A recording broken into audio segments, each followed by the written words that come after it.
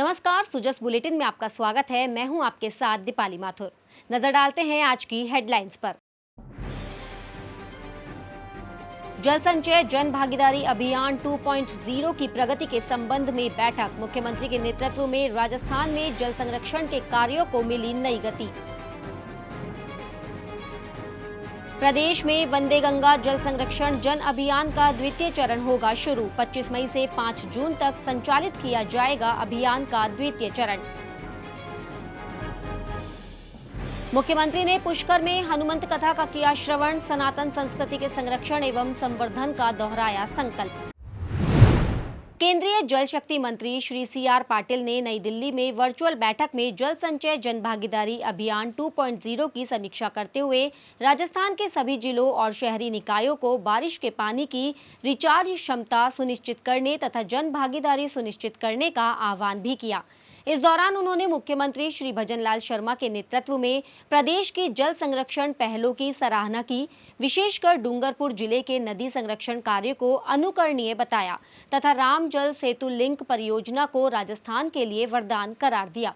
बता दें कि मुख्यमंत्री श्री भजनलाल शर्मा ने किशनगढ़ एयरपोर्ट से जुड़कर शहरी निकायों, पंचायती राज संस्थाओं और आमजन की सक्रिय भागीदारी पर जोर दिया। रेन वाटर हार्वेस्टिंग संरचनाओं के निर्माण, मरम्मत को गति देने तथा निर्धारित लक्ष्यों की समयबद्ध प्राप्ति के निर्देश दिए। इसी कड़ी में मुख्यमंत्री श्री शर्मा ने कहा कि प्रधानमंत्री श्री नरेंद्र मोदी द्वारा देश में जल संरक्षण के महत्वपूर्ण उद्देश्य के क्रम में प्रारंभ किया गया जल संचय जन भागीदारी अभियान एक जन आंदोलन बन चुका है। इस अभियान से वर्षा के एक एक बूंद जल को सहेजा जा रहा है। उन्होंने कहा कि राजस्थान ने अभियान में महत्वपूर्ण उपलब्धियां हासिल की है। अभियान के प्रथम चरण में हमारा प्रदेश तृतीय स्थान पर रहा।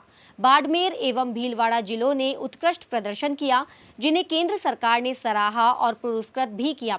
मुख्यमंत्री ने कहा कि पानी की महत्ता को राजस्थान से बेहतर कोई भी नहीं समझ सकता। इसी क्रम में राज्य सरकार ने जल संरक्षण और जल संचयन की दिशा में कर्मभूमि से मातृभूमि और वंदे गंगा जल संरक्षण जन अभियान जैसी पहल कर प्रदेश भर में भूजल स्तर में सुधार लाने के साथ ही पारंपरिक जल स्रोतों को नया जीवन देने का प्रयास किया है।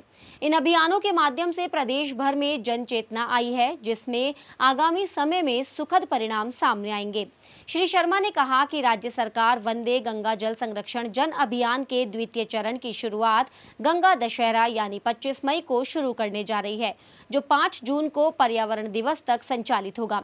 बता दें कि इस अवसर पर डूंगरपुर और भीलवाड़ा जिला कलेक्टर्स ने जल संचय जन भागीदारी अभियान 2.0 के अंतर्गत किए गए प्रगतिरत कार्यों पर प्रस्तुतिकरण दिया। तीर्थराज पुष्कर में आयोजित 3 दिवसीय हनुमंत कथा में मुख्यमंत्री श्री भजनलाल शर्मा ने सहभागिता करते हुए बागेश्वर धाम सरकार के पीठाधीश्वर पंडित श्री धीरेन्द्र कृष्ण शास्त्री का अभिनंदन किया। उन्होंने कथा का श्रद्धापूर्वक श्रवण करते हुए कहा कि तीर्थराज पुष्कर में इस प्रकार का आध्यात्मिक आयोजन सनातन संस्कृति की ज्योति को प्रज्वलित करने का कार्य कर रहा है और विशेष रूप से युवाओं के मन में भारतीय संस्कृति और आध्यात्मिक मूल्यों की गहरी समझ विकसित कर रहा है। इस प्रकार के आयोजनों से समाज में नैतिक मूल्यों, राष्ट्र भावना और सांस्कृतिक गौरव का सुदृढ़ीकरण होता है।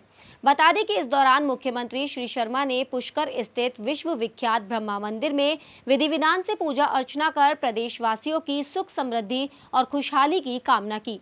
मुख्यमंत्री ने कहा कि पुष्कर की पावन धरा आध्यात्मिक चेतना, सांस्कृतिक विरासत और सनातन आस्था का अद्वितीय संगम है। जगत पिता ब्रह्मा मंदिर विश्व भर में अपनी विशिष्ट पहचान रखता है और ये स्थल आस्था का केंद्र होने के साथ प्रदेश की सांस्कृतिक गौरव गाथा का भी प्रतीक है। इस दौरान उन्होंने पुष्कर की भौगोलिक एवं आध्यात्मिक विशिष्टता का उल्लेख करते हुए कहा कि ये नगरी केवल आस्था का केंद्र ही नहीं बल्कि अद्वितीय प्राकृतिक संरचना का भी प्रतीक है। अब देखिए सुजस बुलेटिन के मुख्य बिंदु।